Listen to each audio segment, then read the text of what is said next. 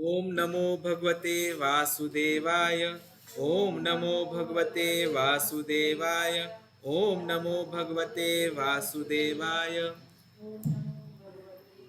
नारायणं नमस्कृत्यं नरं चैव नरोत्तमं देवीं सरस्वतीं व्यासं ततो जयमुदीरयेत्। नष्टप्रायेषु अभद्रेषु नित्यं भागवत सेवया भगवती उत्तमश्लोके नष्टिर्भक्तिर्भवति नैष्टिकी। हरे कृष्णा। तो आज के इस सुबह के भागवतम कक्षा का हम शुरुआत करेंगे प्रभुपाद जी के द्वारा गाए हुए कीर्तन से। जय राधा माधव कुंज बिहारी।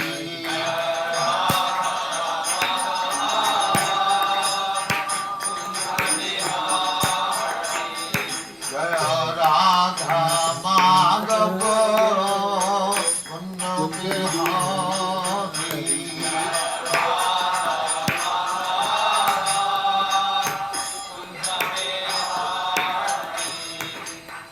यशोदानंदन ब्रजजन रंजन।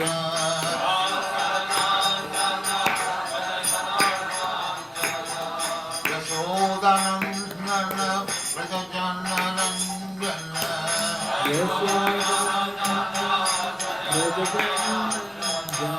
यमुना तीर बनचारी।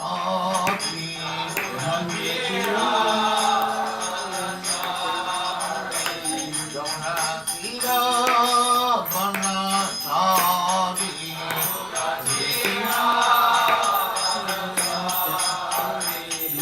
राधा माधव कुंज बिहारी।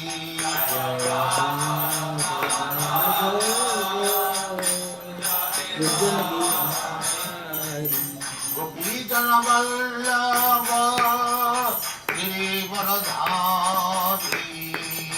गोपीजन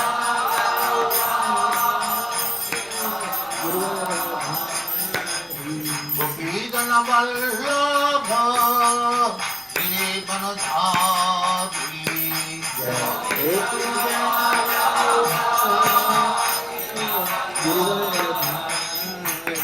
यशोदानंदन ब्रजजन रंजन। यशोदानंदन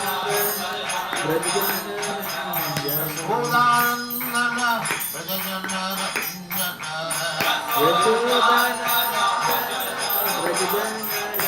यमुना तीर बनचारी।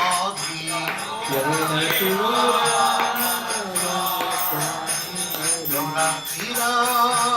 बनचारी।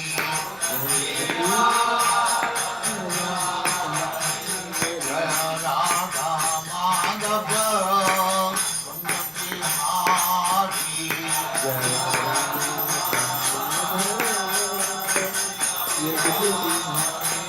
जय राधा माधव कुंज बिहारी।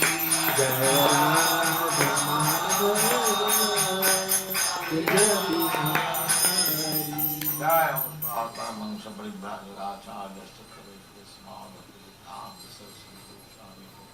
जय नंद कोटि वैष्णव की जय। रामाचार्य श्री हरिदास ठाकुर की जय। दीन सुत होसी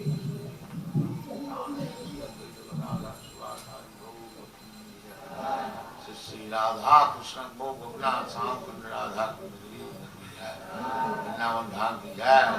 नवदीप धाम की जय। गंगा माई की जय। जमुना माई की जय। द्वारका धाम की जय। स्वामी भक्तवृंद की जय। और ग्लोरी श्री और glory Shri. Thank you very much. Hare Krishna. तो आज हम चर्चा करने वाले हैं श्रीमद् भागवतम के पहले स्कंद के पहले अध्याय के 15वें श्लोक की। कृपया मेरे पश्चात दोहराइएगा। यत्पाद संश्रयाः सुत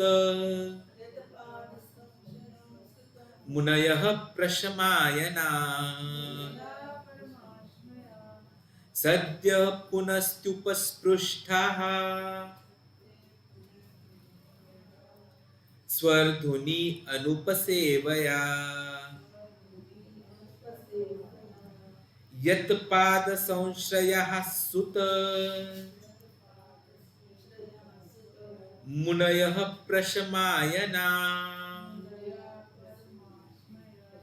सद्यः पुनन्ति उपसृष्टा स्वर्धुनी आपनुसेवया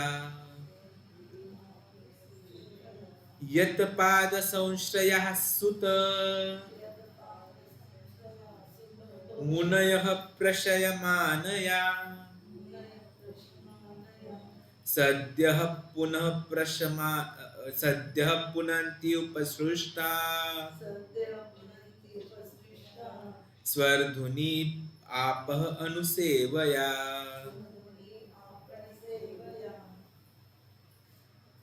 अनुवाद स्वामी प्रभुपाद द्वारा। हे सूत गोस्वामी, जिन महान ऋषियों ने पूर्ण रूप से भगवान के चरण कमलों की शरण ग्रहण कर ली है, वे अपने संपर्क में आने वालों को तुरंत पवित्र कर देते हैं, जबकि गंगा जल दीर्घकाल तक उपयोग करने के बाद ही पवित्र कर पाता है। तात्पर्य, भगवान के शुद्ध भक्त पवित्र गंगा जल से भी अधिक शक्तिमान होते हैं। मनुष्य गंगा जल के दीर्घकालीन प्रयोग से ही आध्यात्मिक लाभ पा सकता है, किंतु भगवान के शुद्ध भक्ति की कृपा से मनुष्य तुरंत ही पवित्र हो सकता है। भगवद गीता में कहा गया है कि चाहे कोई जन्म से शूद्र हो या स्त्री या वैश्य हो, वह भगवान के चरण कमलों की शरण ग्रहण कर सकता है और इस तरह वह भगवत धाम को वापस लौट सकता है। भगवान के चरण कमलों में शरण ग्रहण करने का अर्थ है शुद्ध भक्तों की शरण ग्रहण करना। जिन शुद्ध भक्तों का एकमात्र कार्य भगवान की सेवा करना है, वे प्रभुपाद तथा विष्णुपाद कहलाते हैं, जो ऐसे भक्तों के भगवान के चरण कमलों के प्रतिनिधि होने का द्योतक है। अतः जो भी व्यक्ति शुद्ध भक्त को अपना गुरु मानकर उनके चरण कमलों की शरण ग्रहण करता है, वह तुरंत शुद्ध हो जाता है। भगवान के ऐसे भक्त भगवान के ही समान आदरणीय हैं, क्योंकि वे भगवान की गुह्यतम सेवा में लगे रहते हैं और वे उन पतितात्माओं का इस भवसागर से उद्धार कराते हैं जिन्हें भगवान अपने धाम में वापस बुलाना चाहते हैं। शास्त्रों के अनुसार ऐसे शुद्ध भक्तों को तो उपप्रभु कहा जाता है। शुद्ध भक्त का निष्ठावान शिष्य अपने गुरु को भगवान के तुल्य मानता है, किंतु अपने आप को भगवान के दासों का भी दास समझता है। यही शुद्ध भक्ति का मार्ग है। ओम अज्ञानतिमिरान्धस्य ज्ञानाञ्जनशलाकया चक्षुरुन्मीलितं येन तस्मै श्री गुरवे नमः। श्री चैतन्य मनोभीष्टं स्थापितं येन भूतले स्वयं रूप कदा मह्यं ददाति स्वपदान्तिकं। वन्देऽहं श्रीगुरो श्रीयुतापदकमलं श्रीगुरून् वैष्णवांश्च। श्रीरूपं साग्रजातं सहगण रघुनाथान्वितं तं सजीवं साद्वैतं सावधूतं परिजनसहितं श्रीकृष्ण चैतन्यदेवं श्रीराधा कृष्णपादान् सगण ललिता श्री विशाखान्वितांच। नमो विष्णुपदाय कृष्ण पृष्ठाय भूतले श्रीमते भक्तिवेदांत स्वामी निति नामिने। नमस्ते सरस्वती देवे गौरवाणी प्रचारिणे निर्विशेषा शून्यवादी पाश्चात्य देश तारिणे। जय श्री कृष्ण चैतन्य प्रभु नित्यानंद श्री अद्वैत गदाधर श्रीवासादि गौर भक्त वृंद। हरे कृष्णा कृष्णा कृष्णा हरे हरे, हरे राम राम राम हरे हरे। तो काफी महत्वपूर्ण श्लोक है। कल हमने देखा कि भगवत नाम में कितना महत्व है और उसमें कितनी शक्ति है कि उससे भय भी भयभीत हो जाता है। और आज उसी के आगे मुनि लोग सुत गोस्वामी जी से कह रहे हैं कि आप ऐसे महात्मा हैं कि जिनके संपर्क में आने से हमें शुद्धता प्राप्त होगी, और वह शुद्धता भी ऐसी कि तुरंत मिल जाए। प्रातः हम सब लोग स्नान करते हैं ताकि हम हमारे शरीर को शुद्ध कर सकें, लेकिन मन की शुद्धता के लिए जरूरी है नामस्मरण। कई बार हम सुनते हैं कि हम गंगा हो आए, पर गंगा का भी कहा जाता है कि जब आप गंगा के संपर्क में बार बार आते हो तब आपको शुद्धता प्राप्त होती है। लेकिन भगवत भक्त ऐसे महात्मा है जिनके संपर्क में आने से आपको तुरंत शुद्धता प्राप्त होती है। यह प्रेम का द्योतक है कृष्ण की। इसके ऊपर एक कथा मुझे स्मरण आ रही है। जब महाराज कथा दे रहे थे तो बोल रहे थे कि प्रेम और आपको भगवान के प्रति आकर्षण कैसे होना चाहिए। तो उसके बारे में बोलते हुए वे कहते हैं कि एक माँ अपने बच्चे के रोने की आवाज को सुनकर समझ लेती है कि उस बच्चे को क्या चाहिए। उसी तरह जब बच्चा रोने लगता है तो माँ तुरंत दौड़कर आ जाती है। तो कभी बच्चा रोता है तो माँ को पता है कि मुझे बुला रहा है, या बच्चा रोता है तो माँ को पता है कि भाई मुझसे कुछ तो भी चाहिए। और जब बच्चा रोता है तो उसे पता है कि बच्चा बोल रहा है कि मैं उधर जाना है, उधर जाना है। तो रोना वही है, लेकिन उसकी आर्तता इतनी होती है कि माँ के दिल को वो तुरंत पता चल जाती है। उसी प्रकार हमें भगवान को इतनी हृदय से पुकारना है कि भगवान को हमारा आवाज सुनाई दे और भगवान दौड़े दौड़े आ जाए। कई बार हमने सुना है हम एक पग भगवान की तरफ चलेंगे तो भगवान हजारों हजारों पग हमारे पास आए, क्योंकि भगवान खुद चाहते हैं कि हम हमेशा के लिए उनके संपर्क में वापस आ जाए। यह तो हमारा दुर्भाग्य था कि हमने भगवान की सेवा में कहीं कमी कर दी और हम हमारा जो फ्री विल था उसका सही इस्तेमाल नहीं कर पाए, और इसीलिए इस भवसागर में आकर फंस गए। लेकिन इस भवसागर से बाहर निकलने के लिए शुद्ध भक्ति करना बहुत ही ज्यादा जरूरी है। इसी के विषय में आज हम जब पढ़ रहे हैं तो एक बात याद आती है कि भक्ति क्या है। तो भक्ति के बारे में श्रील रूप गोस्वामी जी कहते हैं कि सबसे जरूरी है कि आपकी भक्ति यह हमेशा भगवान के लिए।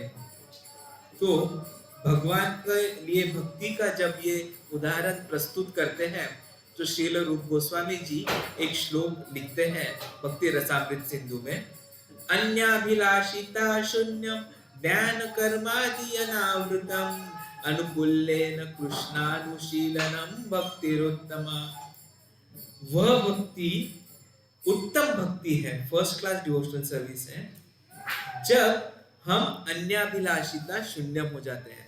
हमारे मन में किसी भी चीज के प्रति कोई भी आसक्ति नहीं होती है। एंड ज्ञान कर्मादि अनावृतम, मतलब हम यह तर्क वितर्क की बातों से और फलश्रुति के लिए किए जाने वाले कार्यों से मुक्त रहते हैं। पर सिर्फ मुक्त नहीं रहना है, उसमें आगे श्री रूप गोस्वामी जी कहते हैं अनुकूलेन कृष्णानुशीलनम, ऐसा कार्य करो कि जो कृष्ण के प्रति हो और कृष्ण की इच्छाओं के अनुरूप हो। तो जब हम ये ऐसी भक्ति करते हैं तो उसे शुद्ध भक्ति कहते हैं। शुद्ध भक्ति में हमें हमारे स्वयं की किसी भी इच्छा आकांक्षा की कोई भी जरूरत नहीं होती है। हम केवल और केवल जगन्नाथ जी के चरणों में अपने आप को अर्पित करते हैं और उनकी सेवा करने में ही हमें संतुष्टि प्राप्त होती है। इसी को बहुत ही अच्छे तरीके से शिक्षाष्टकम के 4थे श्लोक में चैतन्य महाप्रभु कहते हैं, न धनम न जनम न सुंदरी कवितां वा जगदीश कामये मम जन्मनि जन्मनि ईश्वरे भवताद भक्ति रहे तु की त्वयि। इसमें दो चीजें आती हैं। एक है अभिधेय कि हमारा उद्देश्य क्या होना चाहिए, तो हमारा उद्देश्य क्या है, कृष्ण प्रेम। और दूसरा है संबंध।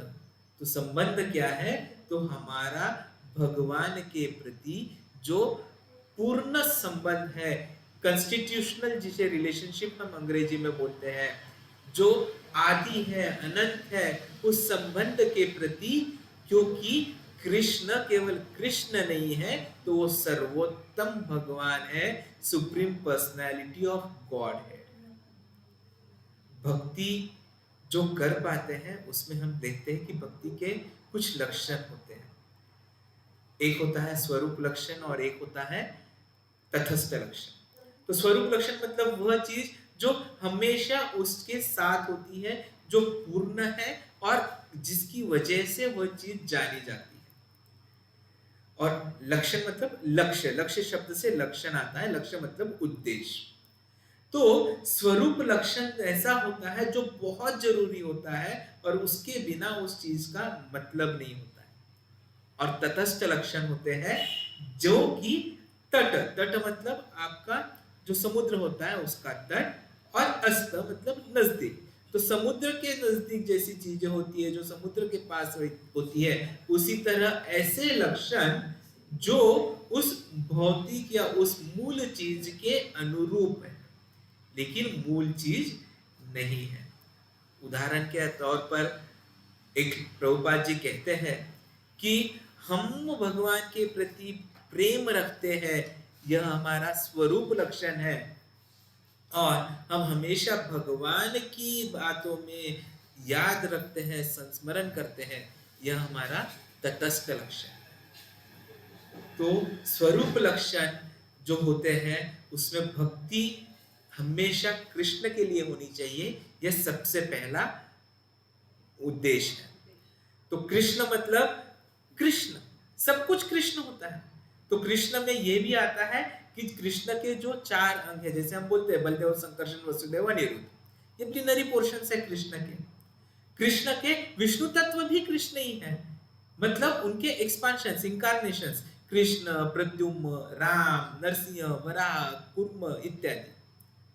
और जीव तत्व भी कृष्ण के ही अंग होते हैं, जो कि जैसे कि जीव, हम जो जीव हैं, और कृष्ण के ही शक्तियां होती है, शक्ति तत्व, जैसे कि मटेरियल और स्पिरिचुअल वर्ल्ड। आज सवेरे जब प्रभुपाद जी लेक्चर दे रहे थे तो वो कह रहे थे कि जो आध्यात्मिक जगत है वो इस भौतिक जगत के 3 गुना ज्यादा है। मतलब भौतिक जगत जो है वो केवल 1/3, 1/4 है।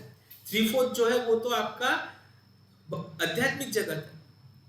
तो यदि आज हम इस भौतिक जगत को ही समझ नहीं पा रहे तो सोचिए कि आध्यात्मिक जगत कितना बड़ा होगा, जहां पर जाने से हमें हमेशा के लिए सुख प्राप्त होगा। क्योंकि यह जगत जो होता है, भौतिक जगत जो होता है, उसे कृष्ण भगवत गीता में भी कहते हैं दुखालयम अशाश्वत। तो इसलिए यह बहुत जरूरी है कि हम इस जगत के बाहर, इसके परे जाए। और उसी के लिए श्लोक में बोला गया है कि यह कब संभव है, जब हम महाभागवतों का संग प्राप्त करें। क्योंकि भक्तों के संग में वह शक्ति है कि हमें वो तुरंत शुद्धता देती है, जो कि मुनि जो बोल रहे हैं कि इवन गंगा स्नान से प्राप्त करना मुश्किल हो जाता है। दूसरी महत्वपूर्ण चीज जो भक्त लोग हमेशा रखते हैं वह यह करते हैं कि जब भी वो भगवान की सेवा करते हैं तो वो कैसे होती है, अनुकूल्य, मतलब कृष्ण के हिसाब से, कृष्ण को सुख देने के लिए, कृष्ण को खुश करने के लिए। वरना हर कोई हर चीज भगवान कृष्ण के लिए करते हैं। असुरों ने भी, जब असुर जैसे कि कंस है, रावण है, वे भी कृष्ण को आनंद प्राप्त हो इसलिए कृष्ण से लड़ रहे थे, लेकिन उनका उद्देश्य कृष्ण को संतुष्टि देना नहीं था, उनका उद्देश्य था कृष्ण और उनके भक्तों को दुख पहुंचाना, इसलिए वो भक्ति में नहीं गिने जाते। कई बार ऐसे कार्य भी हम करते हैं जो देखने जाए तो कष्टदायक हो, लेकिन वह शुद्धता के कारण भगवान को संतुष्टि दे सकते हैं। उदाहरणार्थ यशोदा मैया जब कृष्ण को पकड़ रही थी, बांध रही थी, तो कष्ट का काम है, लेकिन कृष्ण उससे संतुष्ट हुए क्योंकि यशोदा मैया वो केवल और केवल उनके प्रेम वश कर रही थी। तो यह प्रेम और भगवान की संतुष्टि कराना जब हमारा उद्देश्य होता है तो हमारी भक्ति आगे बढ़ती है, और ऐसे भक्ति करने वाले महाभागवतों का संग जब हमें प्राप्त हो जाता है तो हमारी भी शुद्धता हो ही जाती है। तटस्थ लक्षणों की यदि हम बात करें तो तटस्थ लक्षणों में 3 चीजें काफी महत्वपूर्ण होती है। एक होता है अन्याभिलाषिता शून्य, कि हमें किसी भी प्रकार का मोह, किसी भी प्रकार का उद्देश्य नहीं रखना चाहिए। प्रायः कोई मंदिर में आता है, भगवान के प्रति समर्पित होता है और भगवान को दान देता है, लेकिन कहीं ना कहीं उसका आंतरिक उद्देश्य होता है कि इसके बदले भगवान मुझे बहुत ज्यादा धन दे। तो यह भक्ति नहीं है। जब हम किसी आशा के साथ भगवान की सेवा करने की कोशिश करते हैं तो वह भक्ति नहीं कहलाती है। भक्ति वह होती है जो शून्य होती है, जिसमें कोई भी आशा नहीं होती है। मराठी में हम कई बार बोलते हैं, आशा ठेवली तर निराशा होणार। If you keep any faith you will get sorrows. यदि आप कोई आशा रखोगे तो आपको दुख ही प्राप्त होगा, और यही इस भौतिक जगत का परम सत्य है। तो जब आप कोई भी आशा बिना रखे भगवान की सेवा में अपने आप को अर्पित कर लोगे तो भगवान की संतुष्टि जरूर हो जाएगी। और यदि आप अपने लिए कुछ करोगे तो उसे हम सेल्फिश कहते हैं, और हमें सेल्फिश नहीं बनना। हमें कैसे बनना है? हमें कृष्णाइश बनना है। हमें कृष्णाइश बनना है, सेल्फिश नहीं बनना है। दूसरी चीज है कि हमें तर्क वितर्कों में नहीं फंसना है, फिलोसॉफिकल स्पेकुलेशंस, ज्ञान कर्मादि अनावृतम। तो ज्ञान में हमें फंसना नहीं है, क्योंकि ज्ञान आपको गोलोक तक नहीं ले जाएगा। कई बार ज्ञान की वजह से हमारे मन में चिंताएं निर्माण हो जाती है और हम परम सत्य से दूर हो जाते हैं। ऐसी चीजें जो होती हैं वह शून्य से हमें परे कर देती है। इसीलिए हमें इन प्रकार के तर्क वितर्कों से दूर रहना बहुत जरूरी है। यह भक्ति के लिए खतरा है, खतरे की घंटी है। और उसी प्रकार खतरा होता है जब आप कर्म कांड में फंस जाते हो। वेदों में कई प्रकार के कर्म दिए गए, यज्ञ दिए गए, तप दिए गए, तपस्याएं दिए गई, लेकिन यदि आप कृष्ण को जाने बिना उनके बारे में समझने की कोशिश करोगे तो कृष्ण भक्ति के लिए खतरा है। हम उसी में फंस जाएंगे और फिर जो शुद्ध भक्ति है, जो हियरिंग एंड चैंटिंग की बात हम करते हैं, हम उससे दूर चले जाएंगे और हमारी भक्ति का नष्ट होना तय है। परंतु इसका मतलब यह भी नहीं है कि सभी प्रकार के कर्मों से हमें दूर रहना है। इवन चैतन्य महाप्रभु जी ने जब उनके पिताश्री का देहांत हुआ था तो पिंडदान किया था, किंतु हमें इन चीजों से सावधान रहना है। एक बार एक भक्त मुझे मिले थे और कह रहे थे कि प्रभु जी, आप एस्ट्रोलॉजी के बारे में क्या सोचते हैं? तो मैंने बोला, मैं क्या सोचता हूँ इससे ज्यादा जरूरी है कि प्रभुपाद जी ने इसके बारे में क्या बोला। तो प्रभुपाद जी बोलते हैं कि एस्ट्रोलॉजी जो है वो एक वैदिक ज्ञान है, वैदिक साइंस है, विज्ञान है, जिसका एक महत्वपूर्ण अंग है और उसकी एक प्रकार की जरूरत है। लेकिन जब आप इसमें फंस जाओगे तो आप भक्ति के बजाय डेस्टिनी पे विश्वास रखोगे और वह आपके लिए खतरा है। तो हमें कभी भी ये नहीं सोचना है कि आज मेरे राशि में क्या लिखा है। आज हमें ये सोचना है कि आज मेरे चैंटिंग में क्या मैंने सुना है, कितने मंत्र मैंने सुने हैं, और जब आप वो याद करोगे कि आपने कितने मंत्र सुने हैं, तो राशि अपने आप बदल जाएगी। और यह सबसे जरूरी है। प्रभुपाद जी कहते हैं कि केवल और केवल सुनना, स्मरण करना और चैंटिंग करना ही कृष्ण भक्ति के लिए सफिशिएंट है। नौविधा भक्ति में से ये 3 चीजें भी यदि आप कर लेते हो तो आप कृष्ण भक्ति प्राप्त कर लोगे। और ऐसी कृष्ण भक्ति जिन्होंने प्राप्त कर ली है, उन शुद्ध भक्तों का जब आप संग करोगे तो आपको भी शुद्धता अपने आप प्राप्त होगी। और इसीलिए प्रभुपाद जी ने हमें सिंपल मंत्र दिया है इस भवसागर से बाहर निकलने के लिए, जिसे हम बोलते हैं एबीसी। इसमें से सबसे पहला जो था वो था ए, और ए जो आया है एसोसिएशन, वो आया है इस श्लोक से। एसोसिएशन का इंपॉर्टेंस इस श्लोक में हमें पता चलता है कि हे भगवान, सुत गोस्वामी जी को कहते हैं, हे सुत गोस्वामी, जिन महान ऋषियों ने पूर्ण रूप से भगवान के चरण कमलों की शरण ग्रहण कर ली है, वे अपने संपर्क में आने वालों को तुरंत पवित्र कर देते हैं, जबकि गंगा जल दीर्घकाल तक उपयोग करने के बाद ही पवित्र कर पाता है। यह है महत्व भगवान के भक्तों के संग में आने का। जब आप शुद्ध भक्तों की शरण ग्रहण करोगे, शुद्ध भक्तों की सेवा करोगे, तो आपको भी शुद्धता प्राप्त होगी। और जब आपको शुद्धता प्राप्त होगी तो धीरे धीरे आप भी भगवान धाम जाने के लिए उपयोगी अनुयोगी हो जाओ। और इसीलिए कहते हैं कि हमें गुरु शिष्य परंपरा में आना चाहिए। हमें भी जब गुरु हमें प्राप्त कर ले, देख ले, तो हमें भी दीक्षा मिलेगी। हमें अपने गुरु को भगवान के तुल्य मानना है और उनकी सेवा करनी है, ताकि उनकी सेवा जब हम करें तो अपने आप जगन्नाथ जी की भी सेवा हो जाए। तो यह महत्व है शुद्ध भक्तों के संग में आने का। और इसीलिए हम आप सबसे विनती करते हैं कि जब भी आपको मौका मिले, आप शुद्ध भक्तों का संग प्राप्त करने के लिए जूम के द्वारा ज्वाइन हो जाए। और यदि आपको संभव हो तो शुद्ध भक्तों का संग प्राप्त करने के लिए आप जगन्नाथ जी के दर्शन करने के लिए मंदिर में भी पधारें।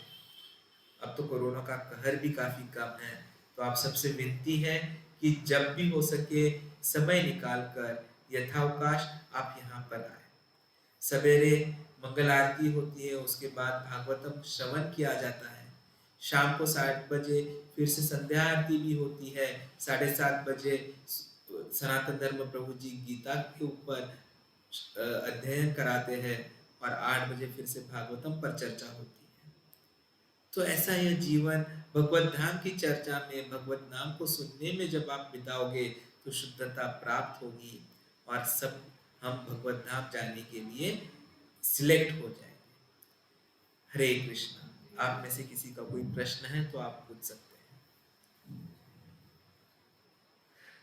आप सबसे विनती है कि कृपया ये जो जूम लिंक है, ये जितने भी लोगों से हो सके आप शेयर कीजिए, ताकि वे भी इस भक्ति का पालन कर पाए, उन्हें भी संग प्राप्त हो और वे भी आगे आ सके। और जब समय मिले तो कृपया आप मंदिर में जरूर पधारें। यहाँ हमारे काफी भक्तगण आज मौजूद हैं। हरे कृष्ण।